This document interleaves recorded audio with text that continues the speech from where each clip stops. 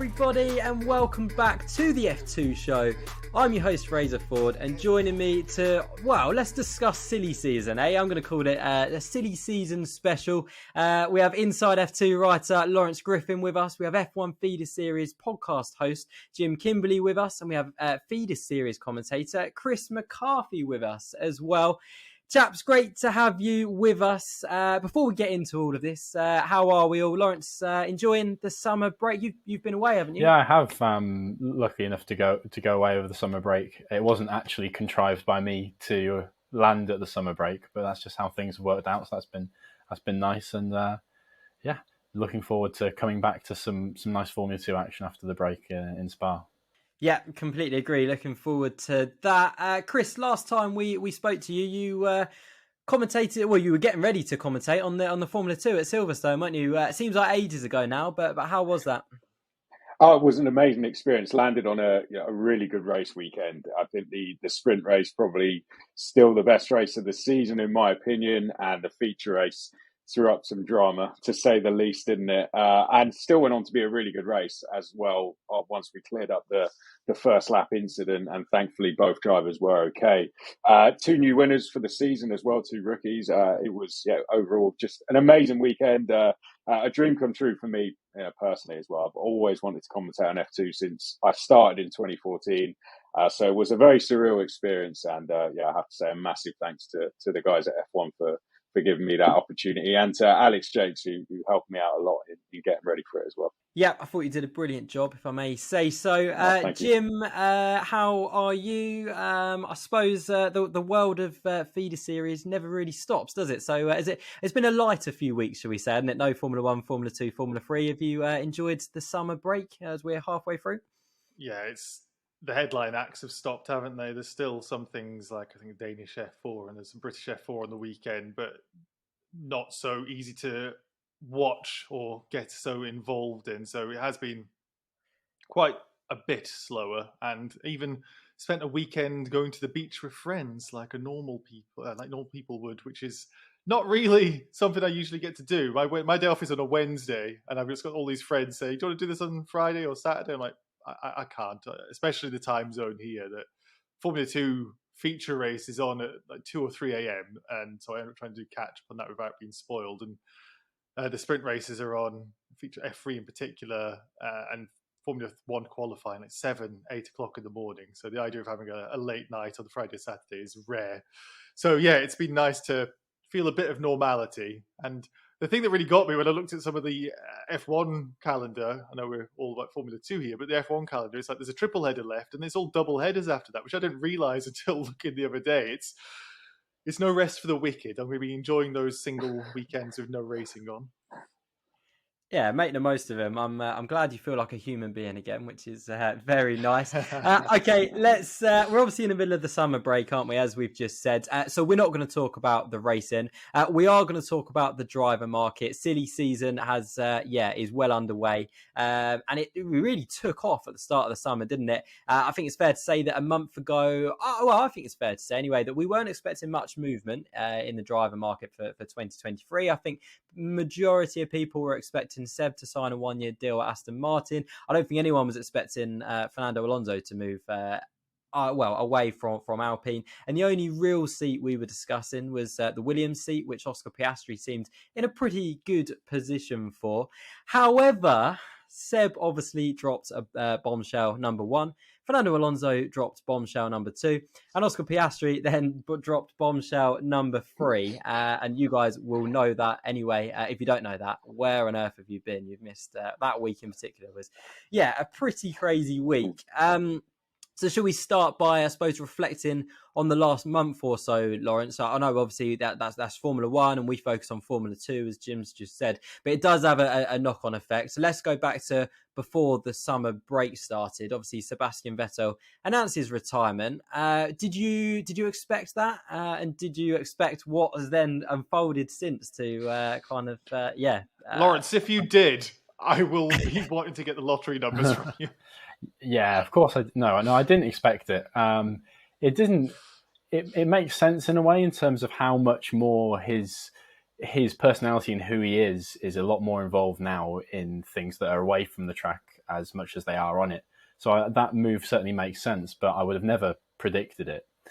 I certainly wouldn't have predicted Alonso to go and replace him with the way Aston Martin are looking. We know how they've built up the team over the last few years, the personnel they've been bringing in, the funding they have, that certainly Alonso has been considered there's a really good future there. But for someone that's still driving at a high standard in a team that's performing relatively well and equally says the same things about improving and making steps forward in the future, that's quite a jump to make. And the issue is the point at which Fernando Alonso is at his career. If he makes that jump and it doesn't work, where does that leave him? He doesn't have the next 10 years to play around positioning himself for the right seat.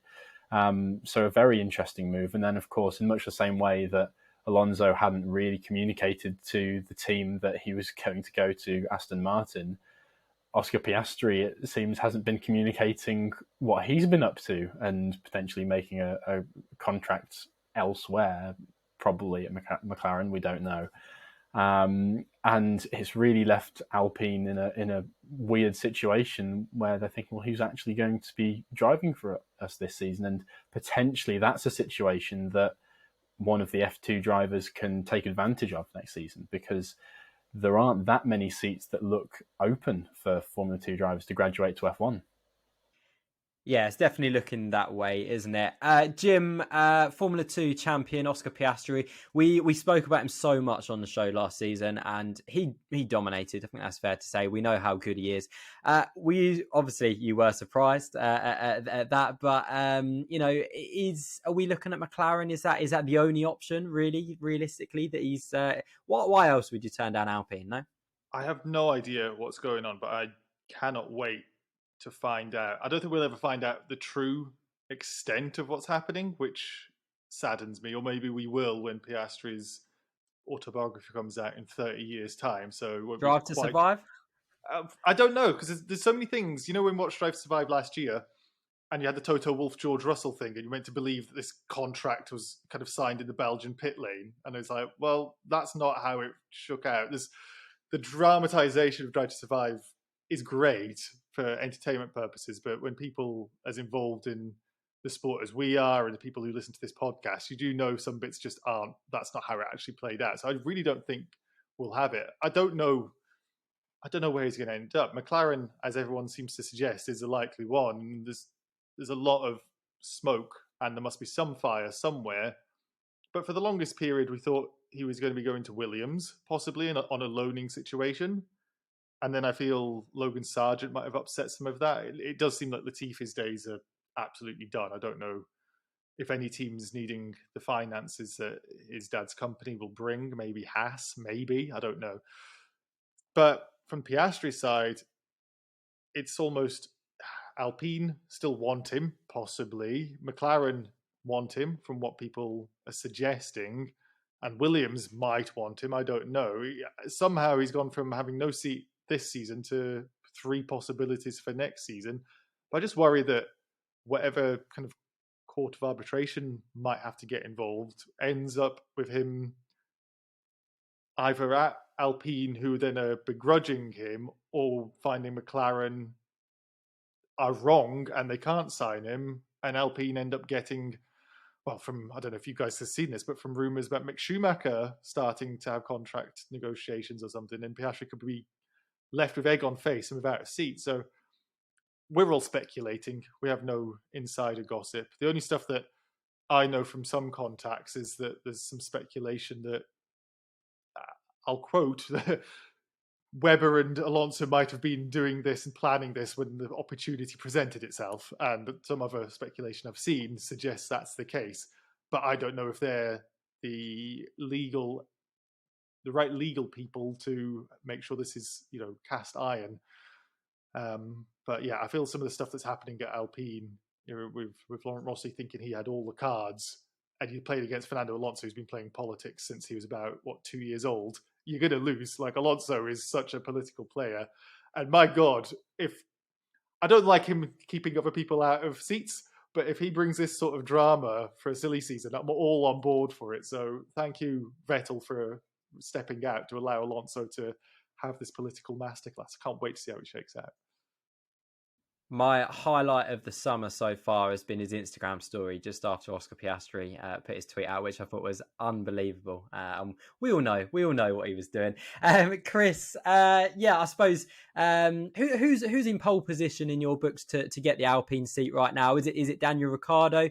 Is it GP2 champion Pierre Gasly? Obviously, Jim's just mentioned Mick Schumacher. A few people were potentially talking about, or even Zhou Guan Yu. Obviously, those maybe a bit of an outside bet, but those links to Alpine. Obviously, a junior there last year raced in an Alpine livery. Any of those? Who do you fancy? I mean, they're all great choices, aren't they? Really, that could all make very good, jumps to the seat. Daniel Ricciardo going back would feel quite strange given how it ended. It didn't, feel like it ended very well there, did it? I mean, I've said it on, I feel he should have really stayed personally. I think he was doing really well there. He took going to McLaren was a bit of thought he was going to make a step forward, and he ended up really just stepping sideways, and now he's going to potentially step sideways across again. So, I don't know. I don't really know if that would be the best decision for the team to just grab him back again, given how it ended. I think they'll maybe want to grab a younger driver that can help move them forward over the next 5 to 10 years. They're all good choices. Pierre Gasly would be the driver I would personally look at if I was scouting for them. But look, there's a young Frenchman in Formula 2 right now that is looking very, very hot, potentially for the title. He's just come off the back of a brilliant weekend at Hungary. He did that performance at a brilliant time, little to his knowledge that all of this was going to happen. And, two French drivers in a French team would make a very good marketing campaign for the team as well. Bringing this young French driver in, Théo Pourchaire, I think he'd be a really good buy for them. He could go and win the title, which wouldn't mean obviously he'd have to leave Formula 2 anyway. So I'd say maybe they'll look at, to potentially bring him on in the team in some form, even if it's not in that second seat. Yeah, so many options. We're going to come back to Théo Pourchaire and talk about him because, that is absolutely something I want to discuss. Lawrence, obviously, if it is going to be Pierre Gasly, hypothetically, then where does that leave? Obviously, AlphaTauri, there'll be a vacant position there. Is there a Red Bull Junior in Formula 2 that could be in a position to pick up that seat? Or will it be someone from outside of the Red Bull camp that we have already mentioned on this podcast already? I think if you actually look at the Red Bull Juniors that are in Formula 2 at the moment, I'm not sure if any of them have quite done enough to earn that next step up into Formula 1. Jehan Daruvala hasn't really been able to notch up the results that you need to stand out in that program. Lawson and Vips in their second seasons in the sport, it just hasn't quite gone to plan for them. They haven't quite shown the results. And then Iwasa has seemed very promising, as has Hauger, and obviously he's the Formula 3 champion. But for both of them, again, I think they could be looking very good for a seat in a year's time at the end of next season, but they're not quite there yet. So I think that does actually open the door, strangely enough, with the amount of talent that is present in the Red Bull Junior program, for a different driver to come in. Who that is much harder to predict. Yeah, it really is. Jim, I suppose all of this, you've mentioned it already, the legal situation that could go on between Alpine and McLaren. I think McLaren have got a lot of legal situations on their hands at the moment, haven't they? But does that push it back a little bit and actually fall into the hands of some Formula 2 drivers, in that Alpine aren't going to announce anyone if they want Piastri to come in. If it's, they're going to go through the legal procedures, right? If they don't win the legal procedures, that means that there's a seat up for grabs later on in the season, which is after the triple header. If you see where I'm going with this, it pushes everything back, doesn't it? I doubt that Williams are going to fill a seat, for example, if there's still a chance of getting Daniel Ricciardo, for example. Does that work into into the favour of some Formula 2 drivers, someone like Logan Sargent, Théo Pourchaire. If they go and have a really good round across the triple header, could they put themselves into the frame even more so than they are right now? Yes, as a short answer, it could. I feel that at the moment it's so fluid that it's almost impossible to say. And I think there's some rumours about courting Fernando Alonso, and Lawrence Stroll's been the businessman that he is. That's not something that just happened over a couple of days, that there was a relationship there. But I feel the actual silly season behind closed doors happens way before we hear about stuff. So for us, this has all happened around Hungary, as it tends to do, right? I remember last year, George Russell being interviewed at Hungary with a beaming smile. He's like, "Oh, I don't know what's happening," and we all knew what that meant. But I feel those conversations happen pretty much in Bahrain, if not earlier. There's like so much, if you do X, then we'll do Y. So Alpine probably have always thought we'll have Piastri as our backup to Alonso, and didn't have a plan C. Maybe speak to Ferrari about having plan C, D, and E. But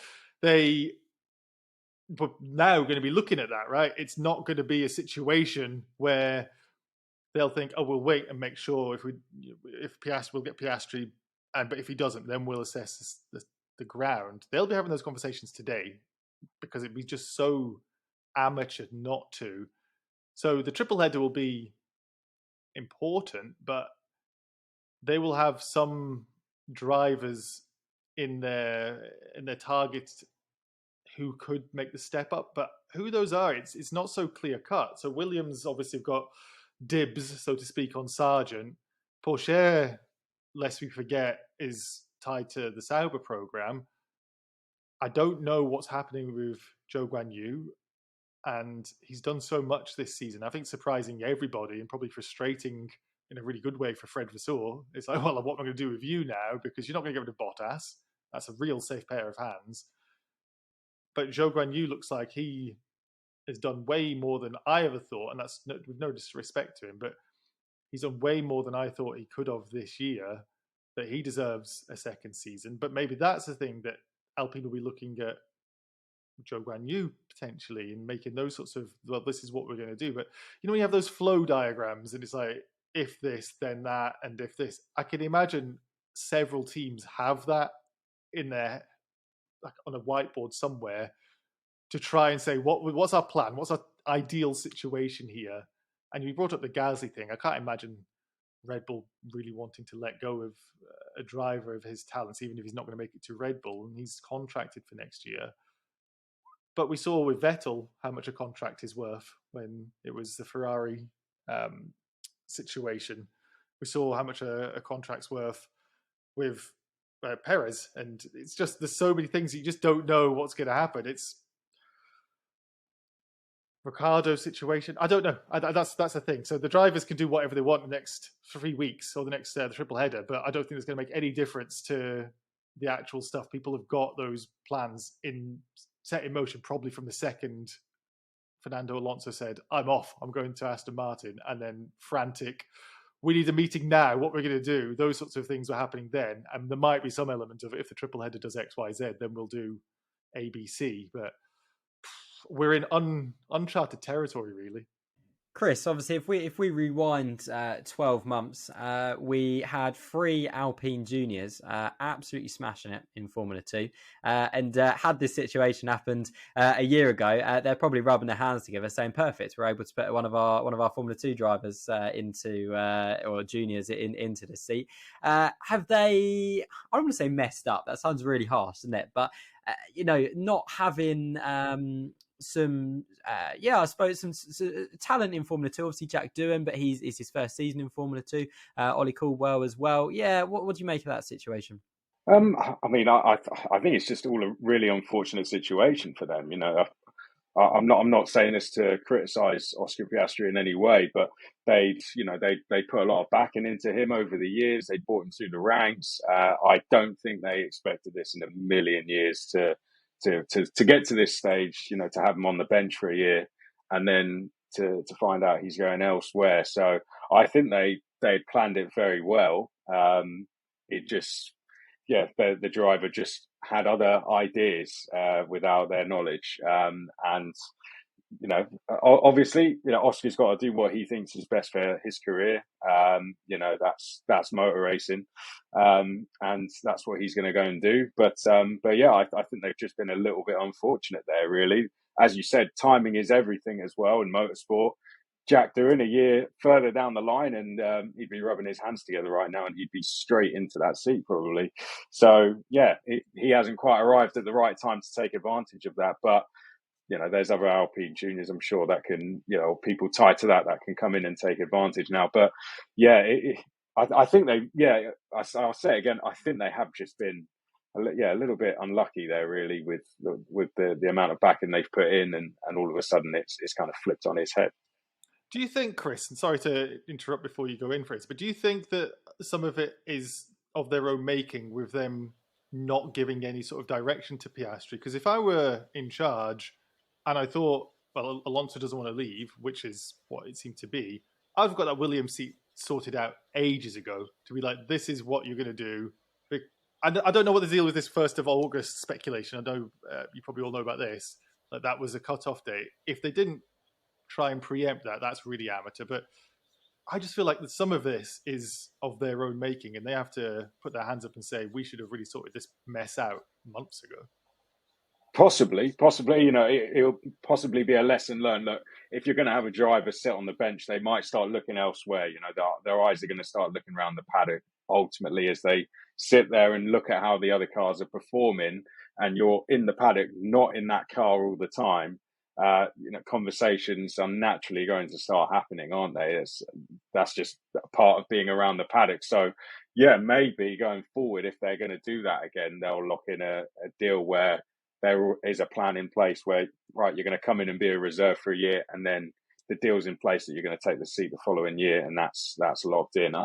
I don't know. I don't deal with contracts, but maybe that's something they could learn from this. And I think it's maybe something that other teams will potentially learn from it as well. It's something that's never really. I can't remember the last time something like this happened. To be honest, it's thrown a complete bombshell. And no one really knows how to react or deal with it. I've known Oscar since he raced in F4, and it was just a huge shock to everyone, wasn't it? But like I said, ultimately he's going to do what's best for him, and he's going to go for that McLaren deal. And now all you can hope for his sake is that all comes together for him. Otherwise, as Jim said before, he could be left with a bit of a sticky situation on his hands, because the legal team there are already fighting 2 cases now of the exact same nature. And there is rumours, obviously, that Alex might not be allowed to race in IndyCar next year. That those rumours were flying around. So I hope Oscar doesn't get left in the same situation. I think this whole sort of situation calls into question, how much do you have to do to earn a driver's loyalty? Is making that investment in him, being part of the junior program, is that enough when you come and win 3 such major championships in a row like he's done, and that doesn't get rewarded with a seat in Formula One? Then I don't think you can blame Piastri for going off and making those other discussions. So I think Alpine have to look at and realise that they had a valuable commodity there. As with any business, they have a talented person there, and they haven't allowed them to progress in the way that they would want to, and I think in a way that their talent has deserved. And so then you can't be surprised when somebody looks elsewhere and ends up at a different team. And I think the awkward thing that we're seeing a lot now in motorsport is that the seats at the very top in Formula One are few and far between.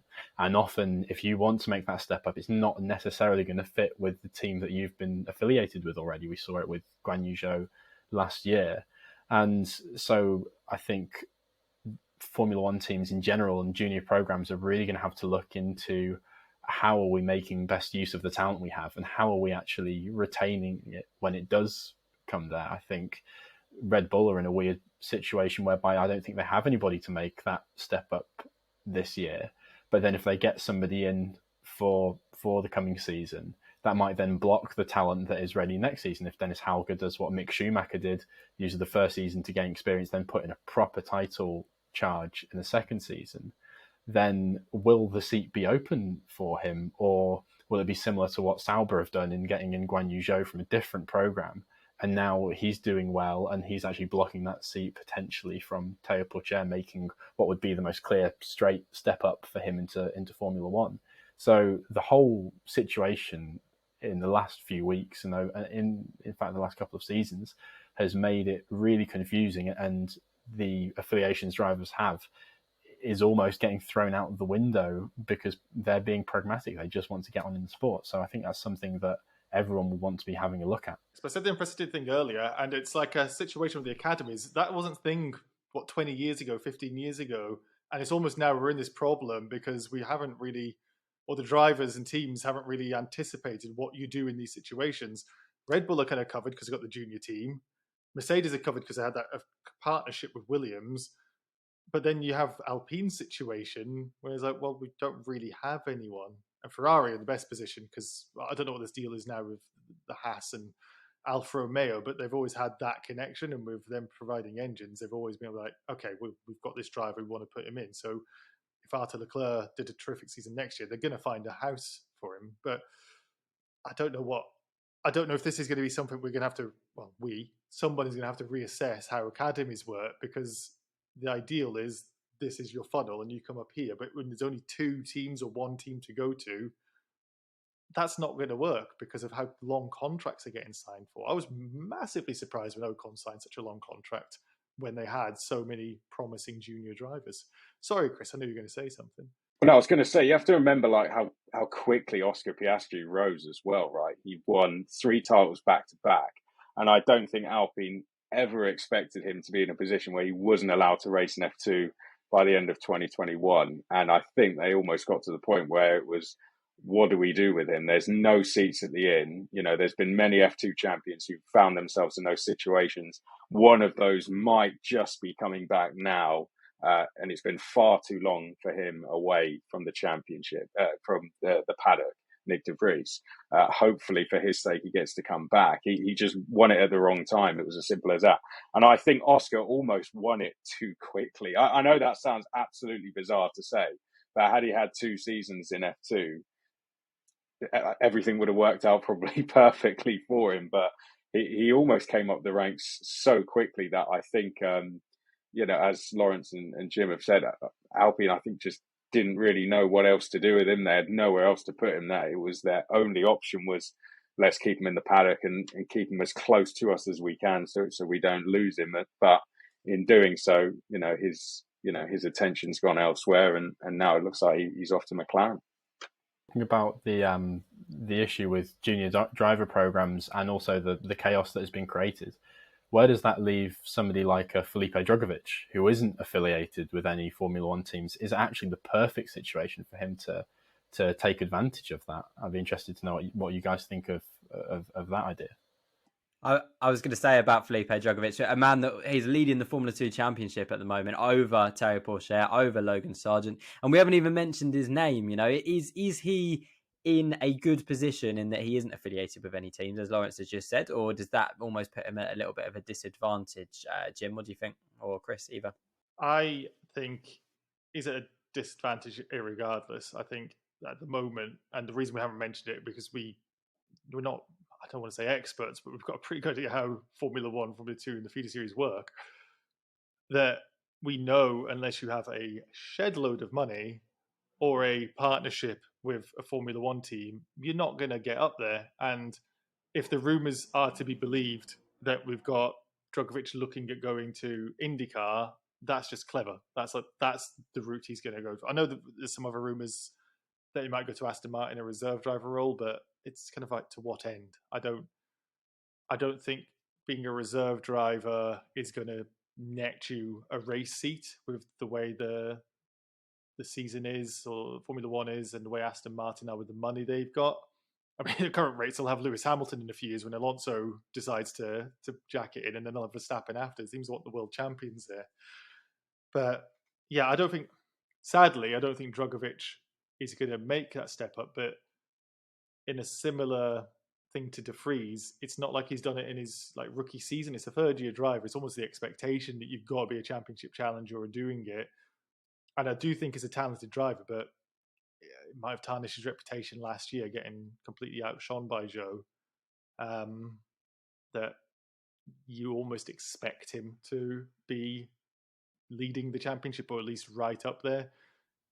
But when you're up against like the likes of Sargent and Fittipaldi as well, who have been right up there also, Porsche in his second season, those drivers, those generation talents everyone's looking for these days, they're the ones that are going to shine a lot brighter than somebody who's doing it in the third year. And that's an unfortunate thing for Felipe. But if he gets an IndyCar drive, then good on him. Yeah, completely agree. I think IndyCar is probably his likely destination. Chris, quick one. We've conscious of time as well. We've obviously spoken about Théo Pourchaire. If it's not going to be an Alfa Romeo seat next season, could you see him going elsewhere? Obviously, you mentioned about the Alpine seat. Could it be a Williams seat? Could he potentially oust Logan Sargent from a Williams seat? Where do you think he could end up if he goes on to win the championship? I mean, I hope he falls into one of them at least. If not a reserve role, I'd like to see him in the paddock somehow. I can't see him moving elsewhere personally. I haven't really heard that he's linked to go to IndyCar, Formula E, or anything like that. So I hope that he's going to move up the ranks and into a seat. It's just whether there's going to be any left, because there's so many drivers linked with so few seats. Maybe a jump in at Alfa Romeo. As Jim has said before, it really just depends on what one contract signing does, and then the ripple effect will happen, and maybe he'll get his move into that. So, I think that would be a good move for him. He's been linked, with that program for a while. So, hopefully we see him in there. If not, as a third driver somewhere, so he can, have a year like Oscar Piastri's had, sitting on the sidelines, and then he can get into some contract talks of his own, and hopefully get a contract signed then for the following season, because he's been brilliant and absolutely deserves it. Yeah, so much still to play for, and I think Logan Sargent and Théo Pourchaire need strong rounds in the triple header, don't they, to really throw themselves into the mix for those seats. Chaps, I'm going to round this off. There's 6 seats, 5 seats plus the McLaren seat, which really is a vacancy. I want to know who's going to be in the McLaren seat, who's going to be in the Alpine seat, who's going to be in the Alfa Romeo seat, who's going to be in the Haas seat, who's going to be in the Williams seat, and who have I missed? Is that not all of them? It might well be. Have I just named 6? It probably is. Yeah, Jim, we'll start with you. Who do you think is going to be? Should have spoken up then. I've no idea. That's McLaren. Go for the drivers. And okay, so McLaren, I reckon Ricciardo still. Alpine. Then that'll be Piastri. I think Safnauer is pretty good at his legal stuff. Interesting. Okay, Alfa Romeo. Then that'll continue to be Joe. Haas. I don't know. I don't know. Pourchaire? Yeah. AlphaTauri? Yeah, I think Tsunoda, I'll be really surprised if he loses his seat. And Gasly stays? And Gasly, yeah. Gasly's not going anywhere. I think that's set. Fine. Williams? Well, what I've just said, Schumacher's going to lose his seat, so I'm going to have to say Schumacher, but my heart tells me Sargent. But yeah, this is the problem. We've just got a wheel of fortune and spin it. Yeah, we need our own inside F2 Formula 2 team to get an extra 2 seats. Make it happen. Make it happen. Lawrence, come to you next. Start McLaren. I'm going to say Piastri. Alpine. Well, it can't be Piastri now that I've said that, which is, see, I'm already tying myself in knots here. I've only just started. That is how it works, mate. I think let's say Guan Yu Zhou over Alpine rejoining is okay. Yeah, Alfa Romeo. Pourchaire. Haas. There you go. It's making sense so far. Probably about to finish that. Haas. I think Mick should be staying at Haas. I think he will. Okay.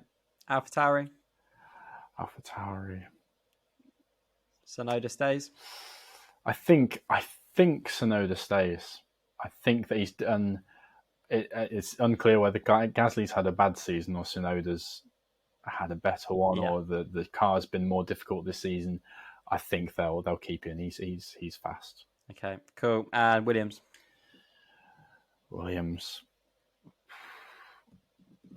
Really, it's Latifi, Sargent, or De Vries. No, I think it had to be. I think it has to be Sargent. I think they will make that step up. I don't know how much the last 3 rounds of the season could play last 4 rounds of the season, the triple header could play a part in that decision if it hasn't been made already.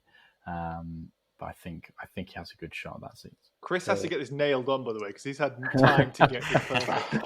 I've been trying to write this down, but honestly, I really don't know. When you start writing it down, you confuse yourself so much because there's so much choice, and then it stops making sense. So where should we start? Go on, really. Because I'm going to get lost halfway through. Yeah, we'll go McLaren, Alpine. Alfa Romeo. All right, so McLaren's going to be Piastri. I think he'll win the contract battle, and I think he'll sign that deal. I think Alpine will let him go. I'm going to throw a curveball in. I think Alpine will sign Gasly. I'm throwing curveballs into this, by the way, because I had some time. I'm not nailing it, like Jim said. So that's what my heart wants them to do. Gasly. Who's next after that? Alfa Romeo. Yeah, Zhou's going to stay. I think. AlphaTauri. Second season then.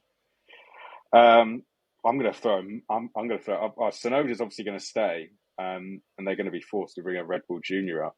They're going to bring Liam Lawson up. Wow! Silly season is kicking off again. Okay,